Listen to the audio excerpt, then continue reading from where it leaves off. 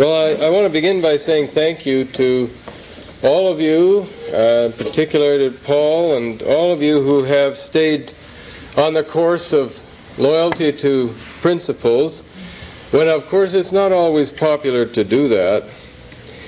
And it's difficult because we live in an age where freedom is taken for granted, and we say we live in a free society. But I'd like to bring to light the facts as I see them that show that this is by no means a free society. I'd like to show you what the problem is. I'd like to tell you some of the battles that are going on in detail. You may not know many of the things that I can tell you here tonight, but more importantly, I'd like to tell you what the solution is and who the solution is. And by that I mean, ultimately, we are the solution and we are the problem. But before I do, I'd like to say that I think Kelty would love to be here today and see all of you. I know so many of you that she thinks of and speaks of all the time, as we always do back in Victoria, where we don't have snow or ice. And I'd like to tell you that many of you who I see tonight and many of you who I've seen earlier today are always with us in our minds and our memories and our prayers, because we struggle often in a sense of aloneness, but it's your presence and the memories of the things that you've done and you've said that so often give us the strength to go on when we might otherwise not really feel up to it.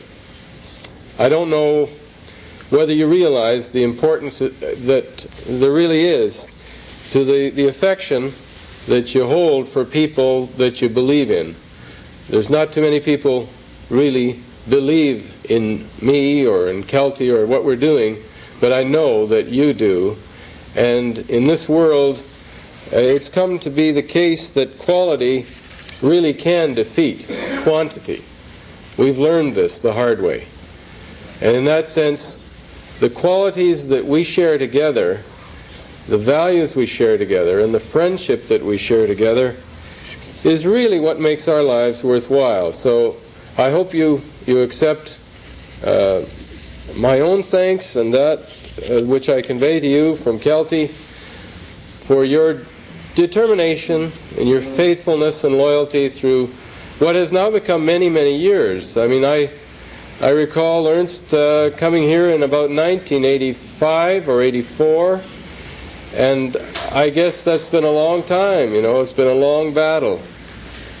And through it all, we've gained some very, very fine friends, very fine, inspiring people that have given us a realization of what it is to try to live a heroic life. And I thank those people who have put their faith in me. Some of them are here tonight. I say to Imre, I say especially thank you, and to Ernst, thank you for having faith in me as a person when I'm sure the whole world would have told you that I was inadequate to the task. And I think, quite frankly, they were right in many ways. But your faith and our faith together turned the tide in some pretty important battles. And you know, the test of courage is not what you think when all the world is on your side and when everything looks like it's going your way. The real test of faith and courage is what you think and what you do when the whole world's against you and nobody seems to believe in you. And in those cases,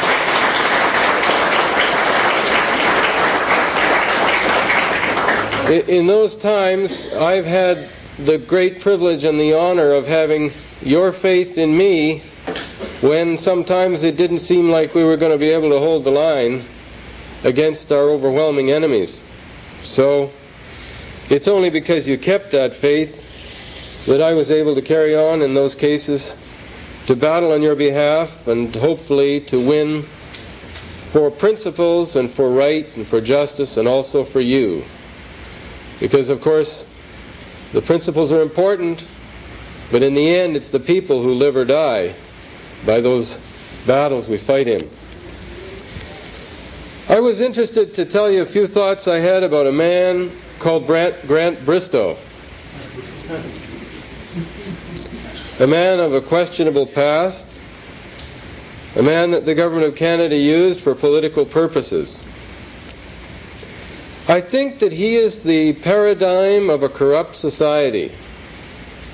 He's the best demonstration of the corruption and the sickness that has invaded and infested Canada.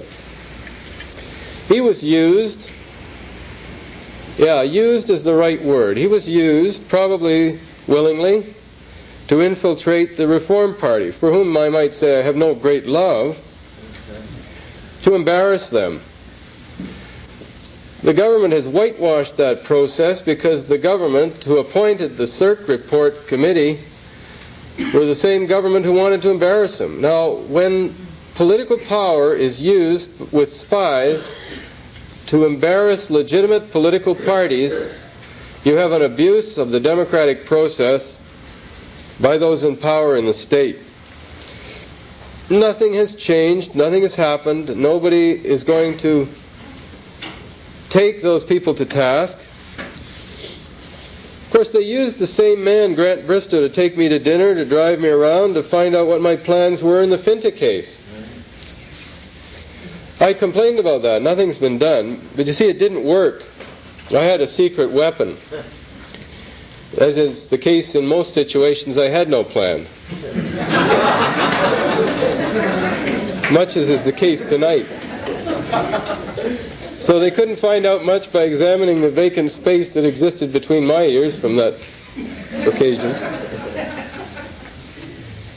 But that was only luck, not good planning.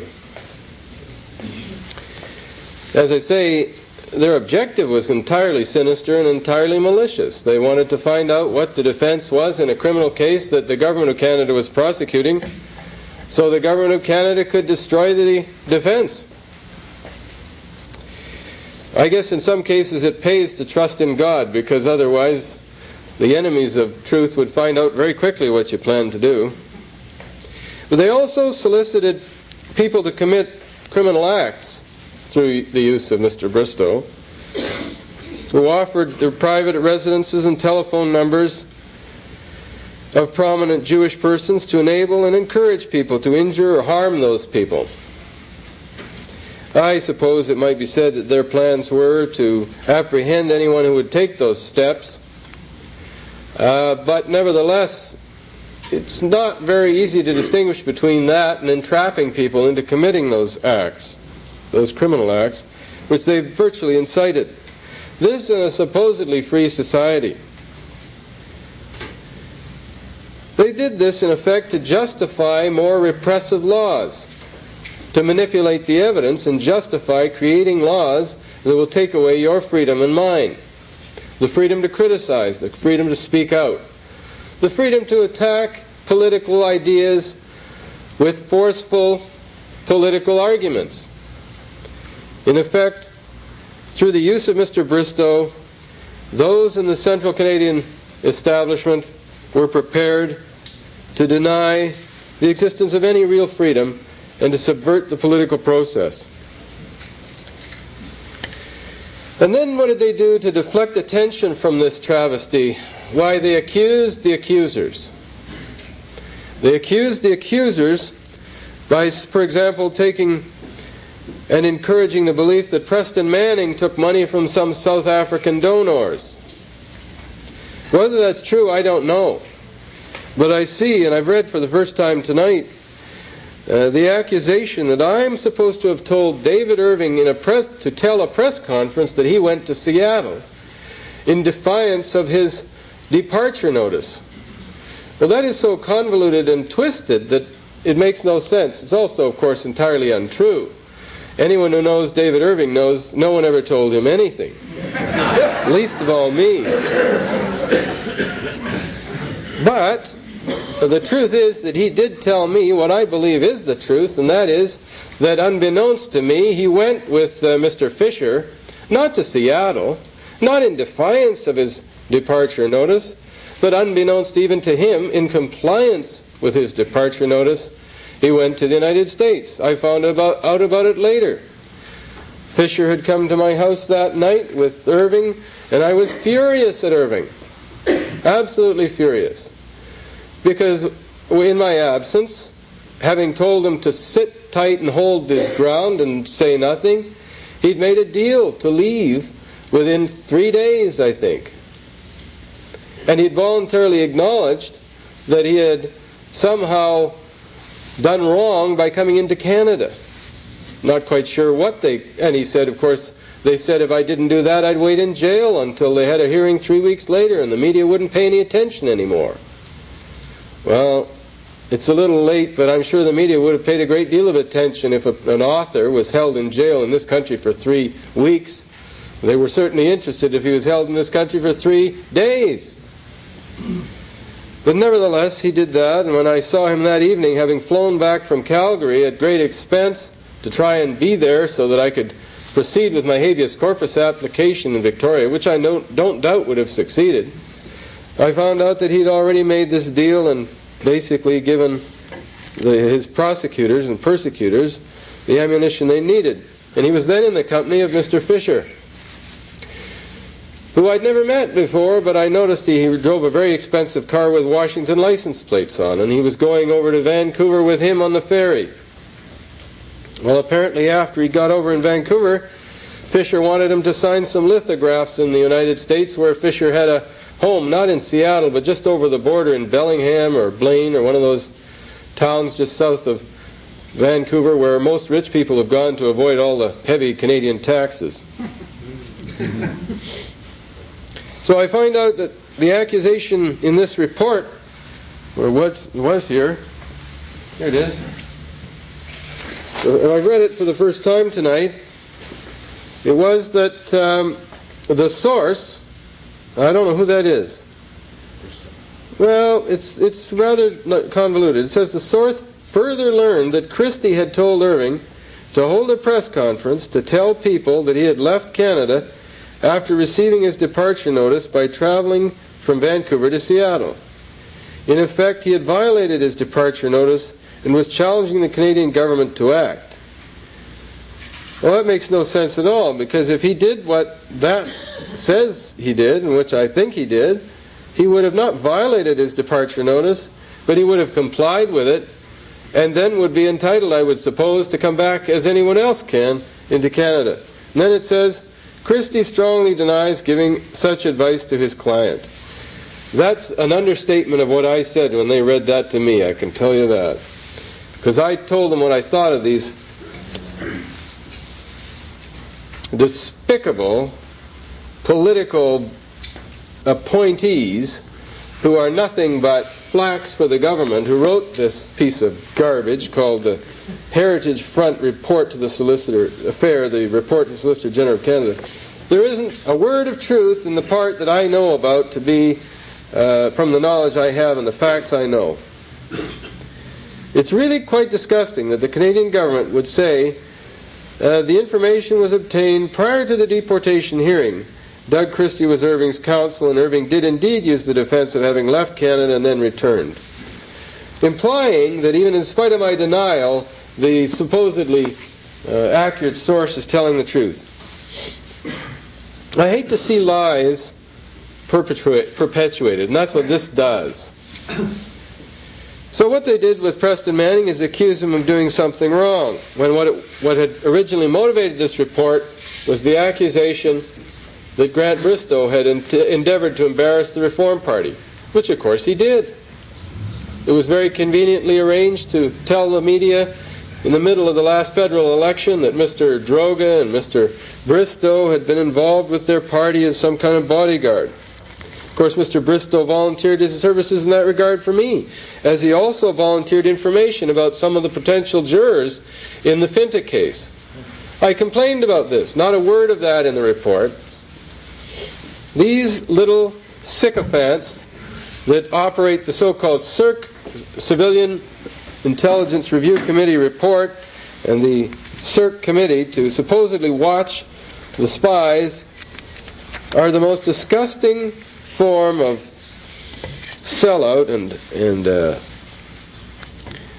I suppose you could call it a form of patronage appointment that you can never imagine, because this group of people is supposed to whitewash the actions of an organization which should be held accountable, but isn't and won't be. So what do we have out of all this? An indication of a society in which the political process can be manipulated by paid informants of the government. People become paranoid.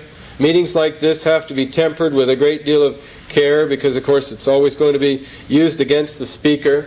I remember speaking in the Latvian Hall and having young people come up to me and ask me questions, and then of course they took a tape-recorded version of my answers to the Law Society in the hopes that that could damage and destroy my career. We have become a nation of snitchers and bitchers. Of course, Grant Bristow is on his way to other activities, and well paid, no doubt. These accusations have been published without their denials. And we're told that the issue is now finished. The Reform Party, of course, is anxious to bury it too, because they don't really find it too comfortable to admit that they were the target of surveillance. The question arises, was he a rogue agent, a double agent, or a good agent who protects his bosses? In my opinion, he was the latter. He was a good agent who made sure that his bosses could always say that they didn't give those orders. And he's not here to give the answer, I was only following orders. So nobody's accountable, right? Of course, they had the chance to ask him questions, but did I get a chance to cross-examine him? No. Did I have a chance to hear what he had to say? No. But what he can say about me is published in an official report of the government without me having the slightest opportunity to confront this false accusation out of the mouth of a paid government informant.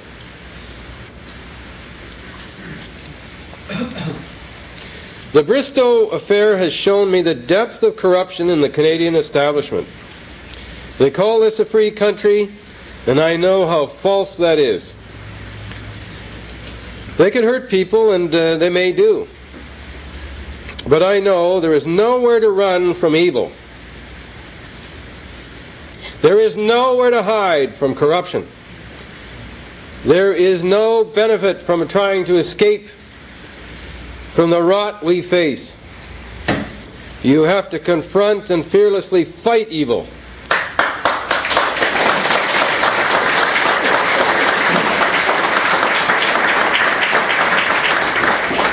That's why I'm here. If I'm eliminated by some means, and I know there are a lot of possible means, I know there's a God and there will be justice. I don't have to speak about any act of my own when I say that divine judgment and justice will come to people like Grant Bristow and to all who cooperate with him and all who do the evil deeds that he did and others are now doing. This country and its establishment is finished. It's stewed in its own rotten, liberal, conservative, and NDP juice.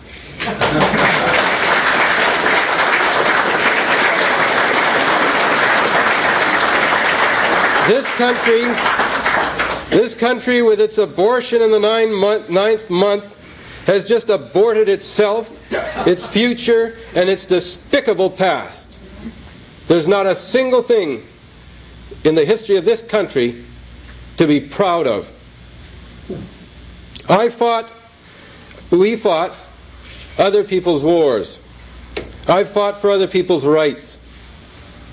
And what has it done to fight for those things?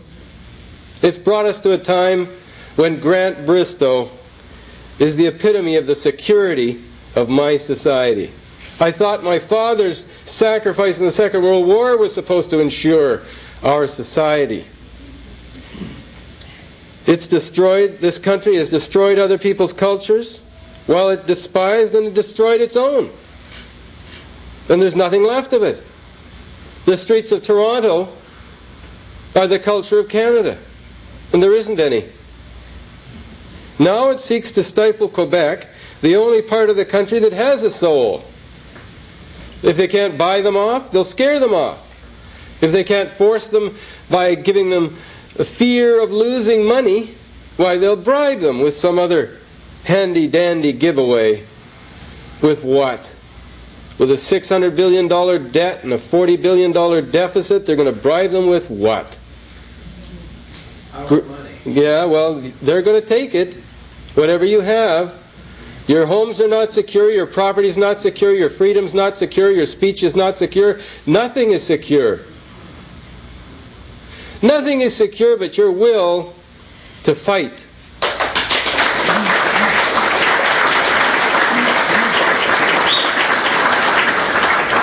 That's why I say that Grant Bristow is the paradigm for Canada. A man without a soul in a pointless, dishonest life. That's the nature of Canada today. That's the reality with which I struggle. That's the cesspool in which we, at the moment, are being drenched. So they had to evict an author from Canada, David Irving, a writer. How many criminals are in this country today with impunity? Criminals in the sense of the word of violent people who commit acts of murder and pillage and plunder and rape and every other kind of vicious act. They give rewards to their sycophants and friends. They bring into the country people in such numbers as to destroy both the land and the heritage of the people who live here. That's the Canadian establishment. Peter Newman, their scribe, has them pegged.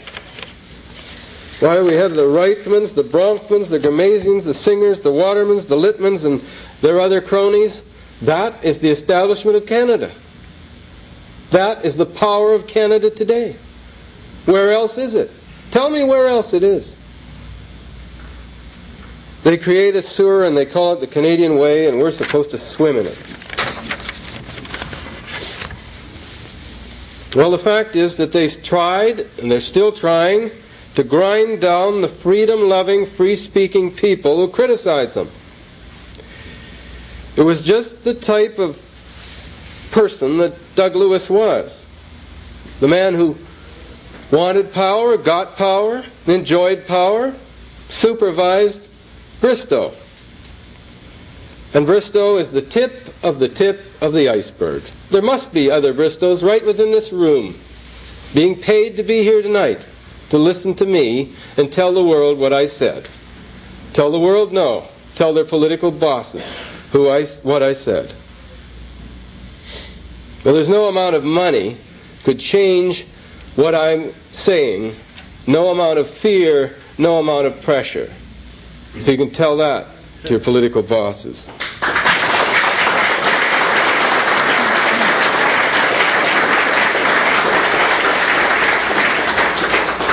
Speaking of no amount of money, I'm told that the Minister of Justice has said there's no amount of money is too much to deport old men without the benefit of a trial, without the benefit of a jury, so they can make some more gory headlines out of the Second World War. And some people say they want to save this country. I say leave it to let it rot, and maybe come west and you can build yourself a better country. Somewhere that's worth living in. But this isn't. Well, I'm glad that Paul sent this invitation because it gives me an idea of what I'm supposed to speak about. Just, you know, you go from one disastrous, terrible example of the government's actions to another. The Keegstra appeal is going on Monday in the Supreme Court of Canada. James Keegstra has been fighting for his right to express his sincerely held beliefs as a free citizen for 10 years without 1 penny of public money, not 1 cent of legal aid, because he works as a garage mechanic for a living and he has no debts. So he couldn't get any help from the people of Alberta. But the people of Alberta agree, apparently, with that view taken by the Attorney General that Keegstra should not have the opportunity to test the constitutional validity of the law under which he is being tried again. Now, in 1990, the Supreme Court of Canada came out with a judgment in Mr. Keegstra's case that upheld the hate law by a vote of 4-3. The majority judgment by Chief Justice Dixon said that, among other reasons, and a major reason was that this law should be upheld because the United States historical example had never come up with a precedent about such laws as these. At that time, that's perhaps true, although there were certainly cases that went both ways. Beauharnais was a case that upheld hate laws by Mr. Justice Frankfurter's judgment in the Second World War. And subsequent cases had never followed Beauharnais, but it was never clear that hate laws were unconstitutional. Hate crimes laws, and I don't mean acts, I mean words. But since that time, the United States Supreme Court has had the opportunity to consider the same type of laws as we have in Canada. They considered the case of R.A.V., who was an infant, or juvenile, versus Minnesota.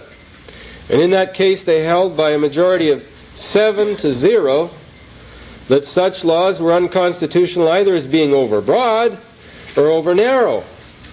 Now, I'll put it plainly. They said they're too narrow if they attack hate based on race, religion, or ethnic origin, which they do.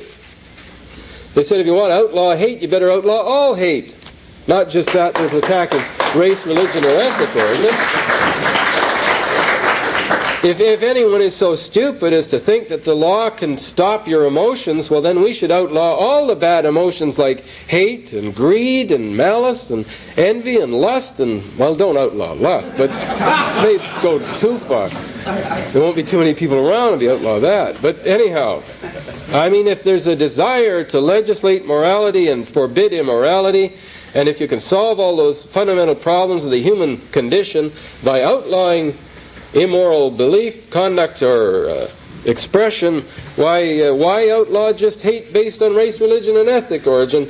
Why not political affiliation? Or why not the color of your eyes or the way you walk? Or you shouldn't be able to hate anything, right?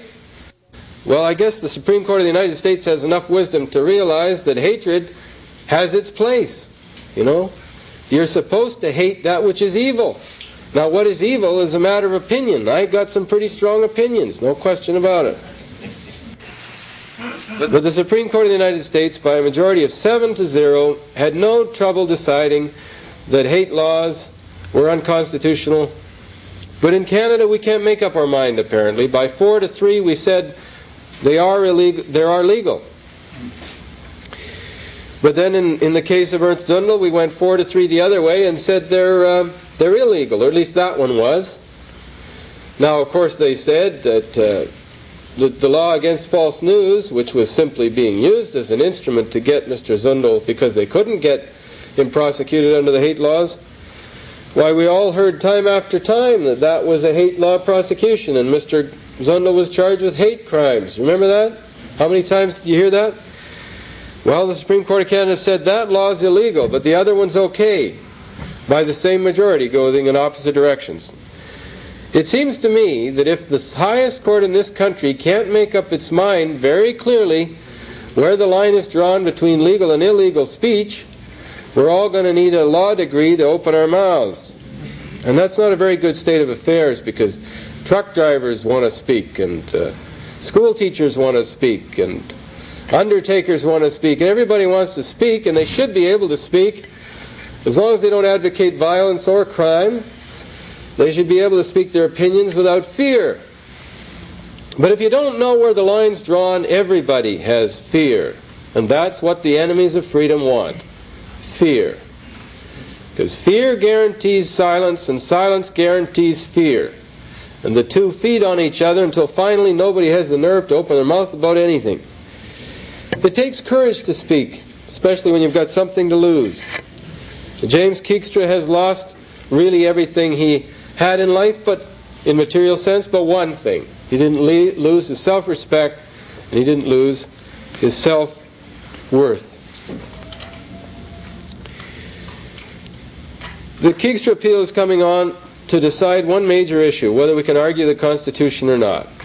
And that will be decided by the Supreme Court after February the 6th, which is Monday morning, actually Monday afternoon. So if you do as I do, and that is believe that there is a God and that He, excuse my choice of the term, has the capacity to influence the mind of all honest people, and if you believe, as I do, that there are honest people in the Supreme Court who want to do what's right, then maybe just say a little prayer around 2 o'clock that somehow justice may be done in this otherwise God-forsaken world. Malcolm Ross's case. Well, if ever there was a sincere believer in the truth of Jesus Christ, it's Malcolm Ross. Now, you may not like Christianity, you may not like Christians, lots of you don't, and I don't disagree, you have every right to your views. But there's a man who holds his faith above his life. And you cannot destroy such a man, you see. You really can't destroy a man like that.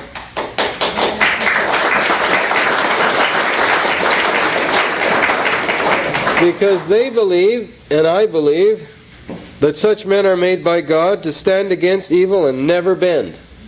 And that's the kind of man Malcolm Ross is. And there's something about the character of a person like that that inspires other people and is a light in a darkened world.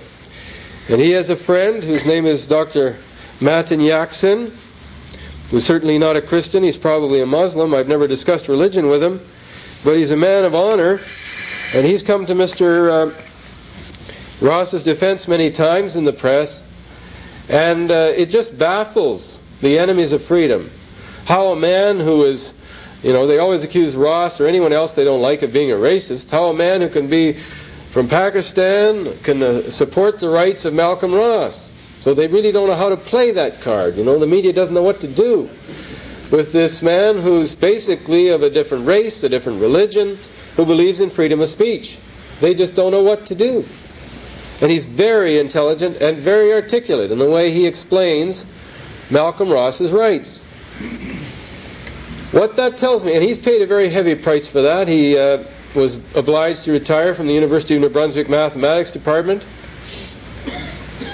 Mind you, he was retired without disgrace and without loss because he's compensated for his early retirement. Nevertheless, he paid a price. But ladies and gentlemen, if all we live for in this world is material things, then we have not anything to look forward to. Then we have only the death of the grave to look forward to. If there isn't right and wrong, if there isn't a moral road, if there isn't reward for virtue, then what are we doing here? You've got to believe, as I do, that whether you believe in the Christian God, as I do, or you believe in right and wrong, as many do, and the rewards being there for right and wrong, then you've got to put all material considerations below those things. Because, men and women in history have been prepared to die for the right to speak for what they believe. We've never been asked to do that. The sacrifices we've had to make are very, very small. And the stakes are every bit as high. So if we have the kind of moral character of our forefathers, we have nothing to fear, nothing but fear itself. Another person who's recently spoken out fearlessly and should be supported is this lady, Skokie Graham. A lady who's prepared to say, morality doesn't change just because of the number of votes you can get on one side of an issue or another. Homosexuality, she says, and I agree, is wrong. It's destructive to everything that's good about a human being, a man or a woman. It produces a bad lifestyle. It produces sadness and bitterness and loneliness and emptiness. It's not good for anybody. You're not doing somebody a kindness if you tell them, hey, you're going to hell, but just keep going. Have a nice trip. I tolerate your lifestyle. No, you're not doing them a favor. Whenever I come to Ontario, I think about the time when I came here first. See, I was 15 years old, scared, away from home for the first time. I was a cadet. I was in one of these great big flying boxcars with a bunch of other cadets, munching away on these little box lunches, wondering what the drill instructor is going to look like when you land in Camp Borden. Well, I got to Camp Borden. We're all tired, we're dirty, our uniforms are all crinkled, our shoes are all scuffed. I get out of the thing, we're all supposed to line up on the runway. Here we are, you know, ties off to one side, kind of nervous. Our little shoes are scuffed, as I said. And the drill instructor said, this really shook me, he said, "I don't like you. You're a bunch of slobs." This guy could be mean. What was he supposed to say? "You with your shoes all scuffed up, you look great. You with your tie off to one side, you with your hat on backwards, you with your stomach stuck out, you're wonderful." Was he doing us a favor? He was saying, "I don't like you the way you are, but I do believe in the way you could be," you see. There's nobody.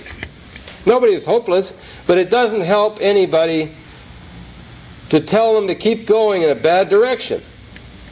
So I admire somebody like Skokie Graham, who says homosexuality is wrong, and I'm not going to tell the world that it should be tolerated or encouraged when I know it's wrong. Well, you know what she's going to go through for that. Why, it's politically correct today to say that we must recognize homosexual marriages. We must give homosexuals and homosexuality, I don't know if there is such a thing as a homosexual. I really don't know. I don't think so. But there's homosexuality. We must give to homosexuality the recognition that we give to the normal function of a male and female in union for the purpose of creating children. Well, it's not natural. It's not real. But it's what the Liberal Party policy is. I mean, there are some people who won't be satisfied until Sven Robinson is the Commander-in-Chief of the Armed Forces of Canada, right?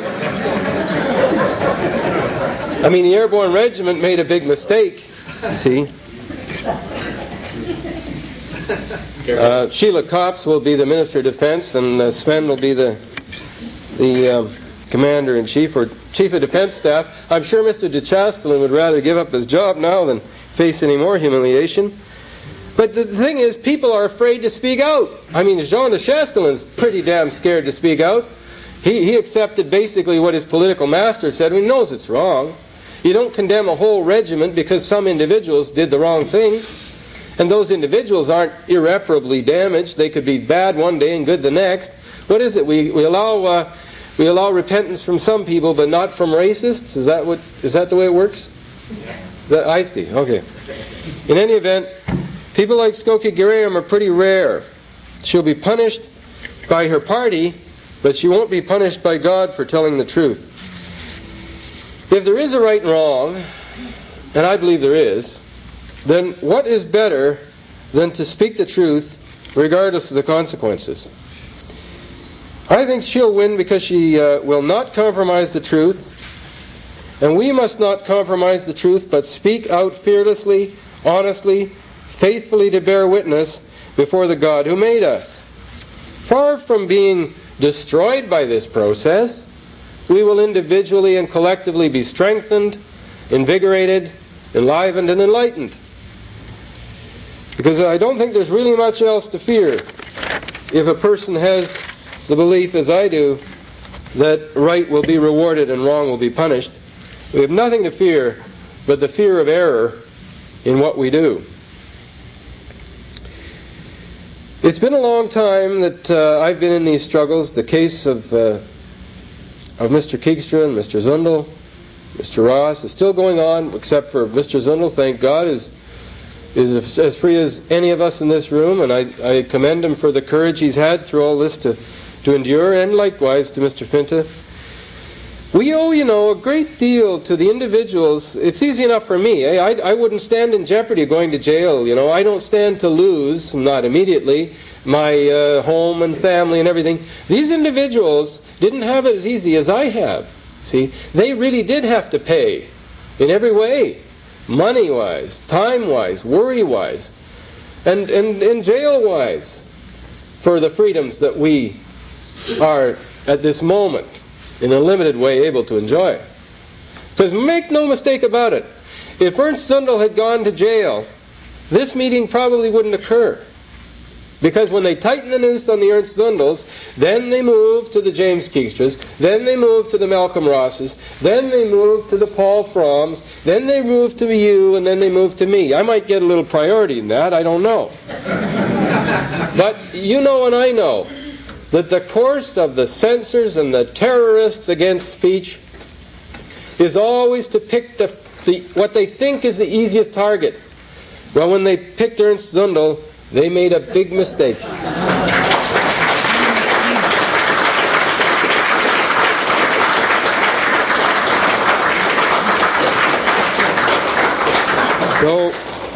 So as I say, we'll be in the Supreme Court on Monday, where the representatives of the Attorney General of Alberta will seek to strike down our right to argue that prohibiting hatred, requiring an accused to prove the truth of his sincere religious beliefs, is unconstitutional in a free and democratic society. You know, we say it's the representative of the Attorney General of Alberta. I don't think he's the representative of the people of Alberta. I think he's the representative of the power structure of Canada speaking through the Alberta Attorney General. I sometimes in my own life used to worry about the responsibilities inherent in defending these what I consider important cases. I've often felt inadequate to the task and felt feeble in opposition to the overwhelming power of the state. I've accepted that with the realization that right and truth have a power which does not depend on my guile or my strength or my skill. God help me if it did. Rather, where good men and women exist, these things will prevail. Where truth and righteousness do not exist among men and women, those men and women are doomed, as is their society. Canada is, unfortunately, a corrupt society. I still have not seen, or it has not been shown to me, that the Supreme Court of Canada is corrupt. I still see hope in the Supreme Court of Canada. There is a great moral struggle for the soul of the people in this part of the world, and a struggle that is not over. I'm blessed with and grateful for the opportunity to participate in that struggle. It's not a struggle to save James Keekstra, or a struggle to save Malcolm Ross, or a struggle to save myself, but it's a struggle to save all of us from an evil power that is everywhere abroad in this land. I owe it to you, to myself, and to my children to struggle as long as I can, and to listen to your ideas and suggestions as to how it may be done better. The case of David Irving is a good example of what has gone on in the past. We can learn from that. In the courts, the enemies of freedom have a difficult time because they have to come out and justify their acts with certain fixed rules. So they found an end run, a way around it. They go to government-appointed commissioners or government-appointed adjudicators or arbitrators who are, as the little gentleman in Niagara Falls was, are beholden to the people who pay their salaries, have no independence of mind. They are not judges. These human rights commissioners are political appointees.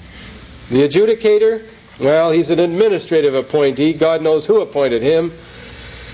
But the fact is, they don't understand the importance of fundamental principles of law, like the principles of the presumption of innocence, the burden of proof. They don't understand those things, and they don't apply them.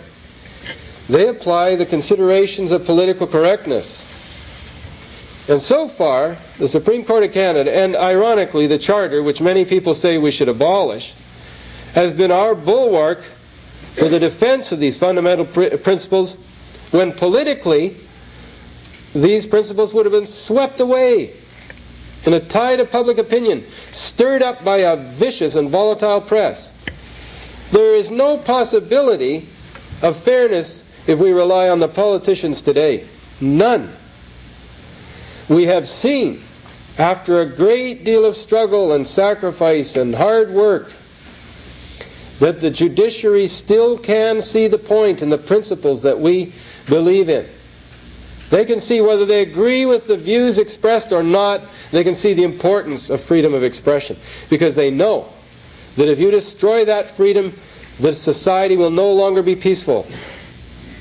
They may not have to worry, and I don't think they have to worry, about violence from anyone like Imre Finta or Ernst Zundel or Malcolm Ross or James Keegstra, but they know that if the power of the state is allowed to destroy freedom, there are many other people who will not tolerate it and who will fight back and who will create a destruction of the very society they live in.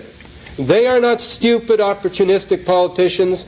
They have tenure, they have independence, and I think they're probably, at this moment, the only hope there is for the sanity to preserve freedom of speech. So don't dismiss the Charter too quickly. I can tell you about a couple of interesting things. Recently I was called upon to defend a young man, or represent a young man, who was in the computer science department of the University of Victoria. And his great sin was to write a letter on the email, on the internet, to anyone who wanted to dial it up. And he wrote about a feminist member of the Board of Governors, whose name I think was Beth Hardy, and his name was Robin Blaber. In the letter he said she was a waste of space on the ballot, she was useless, and created nothing on campus but gender hatred. He signed off with a computer dot signature, which was a quote from the Bible, I think probably the book of Exodus, speaking about the vengeance of the Lord and the wrath of furious rebukes, which rebukes, as I understand in the English language, means remonstrance, admonition, criticism, severe criticism. Well, the anti-harassment officer got a hold of this, wrote a letter to the head of his department, who said, you will do three things. You will acknowledge that your words could have been threatening, you will read the anti-harassment policy, and you will promise to abide by it in all future communications, and if there's any such complaint again, you will be cut off, and from that point on, you will have to demonstrate why we should restore your privilege, which means his academic career would be effectively terminated unless he acknowledged that he had breached the policy, which is just basically saying, pleading guilty to harassment, in simple terms. Well, we took it before a judge under the Judicial Review Procedure Act, and of course the university got the best lawyer in Victoria, one of my old classmates. When he was in university, we used to say, whenever he got up to speak, we'd say, stand up, Mike. And I don't think he ever got over that.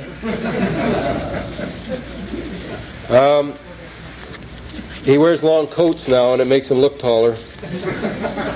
Anyway, there's no shortage of words from Mike. I can tell you that we've always had our differences, but like a lot of things, lawyers, they get to live at peace with each other as much as they can. Anyway, it went on for 4 days, of course 4 days for which I wouldn't get paid, but as again I think an important principle is at stake, you can't really ignore the fact that if we don't do what's necessary in these circumstances, who will? And the matter is still before the court and it's reserved, but it's an interesting question. These university harassment codes are the indoctrination techniques to control the one place where you would think freedom of speech would exist, which is on university campuses. When I went to university, it used to be quite an open debate arena. It sure isn't now. Political correctness is indoctrinated into people. I've had law students come to me and say that they're scared to speak out in class because, you know, Professor Kathleen Mahoney or whoever will penalize particularly white males. They have a very difficult time in law school. They're considered, they fill quota space anyway. They're not the right person in a number of respects. And in the end, it's a difficult position to be in. But there's a lot of fear and a lot of terror from people in the university campuses today. We are continuing to show what individuals can do. And in the history of all developments of progress for the human understanding and for the spirit of truth in the world, it's been individuals who had the courage to fight that made the difference. I mean, Galileo didn't have an easy time. Socrates didn't have an easy time. Jesus Christ didn't have an easy time. Martin Luther didn't have an easy time. Anybody who's ever done anything in this world to better the lot of mankind has had an uphill battle. I mean, when I think of the sacrifices of the men I've mentioned, and I should mention even Joan of Arc, you shouldn't forget women. There's been an awful lot more probably unsung heroines than there have been unsung heroes, but the people who've done things to change this world for the better have had to pay a heavy price. We have to be prepared to pay a little bit of that price and to stand up when we know we should and help those who are under attack. And I know I'm preaching to the converted here because you're here. And I look out at you and I know that many of you have sacrificed to help others who've been under attack for the things they believed. All I can tell you is it has meant all the difference in the world. You and each of you, by your presence here, demonstrate a concern which is heroic in its own way. Now, it doesn't mean we're all going to be courageous all the time. But think what the enemies of freedom want to do. They have a specific plan. I think I learned a lot from Mr. Zundel when he explained the idea of impact prosecutions. You pick a target, the most apparently strong target in many cases. Hold up that target, destroy it, humiliate those people as an example to others, and thereby silence all those who might think they would dare to say anything as brave and courageous as that person. Then utterly destroy and devastate them, humiliate them, hold them up to public ridicule till no one would want to imitate their fate for their life. Then you have complete control, you have silence, you have malleable slaves. And that has been the course of the enemies of freedom in this country. But it has not succeeded. You have not been humiliated or destroyed. I have not been humiliated or destroyed. And as long as we live, we must let them know that we have not been destroyed.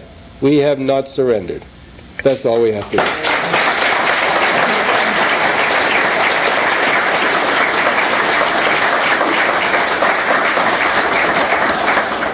And the war crimes trials of this country have demonstrated that you can, the truth can win. The people of this country are not that bad. It's the leadership that has led them in the wrong way and denied them the freedom to be true to themselves. But the war crimes legislation, I think my friend Mr. Fromm overstated my significance or what we accomplished. The war crimes legislation, which I consider wrong in principle, the court considered right in principle. But they allowed one defense, which the enemies of freedom cannot tolerate. The enemies of freedom cannot tolerate the defense of obedience to superior orders that are not manifestly unlawful. The enemies of freedom cannot convict when we are able to say, a man or woman who follows apparently lawful orders in a society that's at war must be measured in the situation in which they live to determine whether they ought to have thought those orders were unlawful. And if in those circumstances that soldier would not believe those orders were unlawful, he has a right to obey them no matter what. And when the Supreme Court of Canada upheld that, they vindicated, of course, those Allied airmen who wrongly but mistakenly dropped bombs on Dresden, perhaps being told it was a military necessity when it wasn't. They vindicated them, but they also gave a defense to many of our former enemies who had to carry out orders that had dire consequences, that did not then appear to be manifestly unlawful. or would not be thought to be manifestly unlawful to any juror who had heard all the facts. For example, in the case of Imre Finta in Hungary, a Hungarian gendarme would have every right to believe, as a Canadian RCMP officer would have a right to believe, that the Japanese were likely to be disloyal. A Hungarian gendarme officer would have every right to believe, as every RCMP officer would have every right to believe, that the Japanese situated on the coast, or the Jews situated within 50 miles of the Soviet advance, might not really want the Germans to win, who were allies of the Hungarian people. Now, what reasonable person in a position of authority would think that the Japanese would want the Canadian government to win if the Japanese government was in a position likely to dominate? Maybe had conquered all the way from Vancouver to, say, Regina, and the Canadian Armed Forces had been pushed back to Winnipeg. And all the Japanese Canadians, who do you think they would sympathize with? If it looked like the Japanese were going to win, I'd say if I was Japanese, I'd suddenly have a great attack of new found ethnic pride. I certainly would want to say to all my Japanese friends when they came conquering my former country, hey, I was with you all along. Not only that, I might want to show them that by doing something to help them along when I knew they were going to win anyway. The Soviet army, likewise, didn't look like a loser in Szeged in 1944. The Soviet army in Hungary in 1944 looked like the invincible steamroller that it was. And the German army didn't look like the invincible bulwark for the Hungarian alliance in 1944 either. So in those circumstances, a wise and probably self-interested person of the Jewish faith might say, well, it looks to me like the Hungarians and the Germans are finished. It's time to help the Russians, because they're not going to be as hard on us as the Germans might have been. Hey, in those circumstances, can you blame them? And in those circumstances, would the Hungarians be wise to say, as the Canadians said of the Japanese Canadians, you come with us, you go into an internment camp? And if those were the orders, and if the Prime Minister discussed them, and if the Deputy Minister of Foreign or National Deputy Minister of the Interior gave orders to round up people who fit that category, would a person in the gendarmerie say, no, no, no, that's not a lawful order? Well, the jury didn't think so. The jury thought that it was not a manifestly unlawful order, because, of course, nobody suggested to any gendarme in Hungary in 1944 that anything other than internment for labor was involved. There was no suggestion in any of the evidence that any gendarme in Hungary would have thought anything else. So, the jury acquitted Mr. Finta. And the people who wanted to see him convicted were upset. And they wanted the defense of obedience to superior orders to be somehow restricted or eliminated. Well, the Supreme Court said no. It's a valid defense at international law. Well, the hue and cry was heard from here to Victoria and around the world. Ladies and gentlemen, I think the Supreme Court of Canada, in that judgment, at least as far as holding the obedience to superior orders to be a valid defense, if those orders are not manifestly unlawful, made it necessary for those who wanted to unjustly charge people to quit doing it. So now what do they want to do? They want to have a media field day without a trial in which a person has the rights that you would have under the law that exists today. So what happened? How did this come about? Because we fought from so long now I can't remember. It seems to me it was before 1980, well, September of 1989 the trial started. It ended in May the 8th, I addressed the jury, 1995, 50 years after the end of the Second World War, to the day. May the 8th, 1945, May the 8th, 1990. No, 45 years, sorry. Time flies when you're having fun. Anyway, the jury, after a long, long argument in which I'm supposed to have inflamed them, I spoke last, so I don't know how I could have inflamed them. They were already burning by the time the prosecutor was finished. But in any event, they acquitted him on all 8 counts. Memory fails. But the appeals that went to the Court of Appeal and the Supreme Court of Canada took a lot of work, a lot of time, and a lot of energy. But you can't allow fatigue or the passage of time to grind you down. You see, the enemies of freedom have money, they have time, they have patience. We have no money, we've got the same amount of time, we've got to have twice the patience.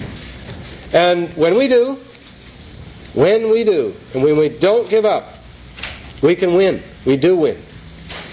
Because truth is far mightier than money. Truth, in the end, will win.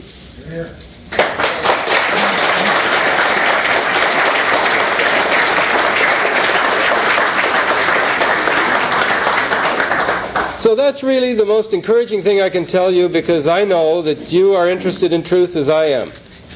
And with that knowledge, we really are invincible. And we have a great deal to be grateful for. We've been given one of the most wonderful times in which to live.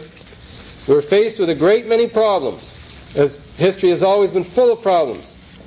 We've been given the strength to fight, the knowledge of what to fight for, and the ability to do it wisely and well.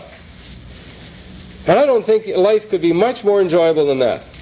When you've got right and truth on your side, you've got good people around you, as I do tonight, how could any man ask for more? I don't. And I want to thank you, and I want to ask you only this, that keep us in your prayers and keep us in your thoughts, and don't give up. Always remember, the truth will win. Thank you.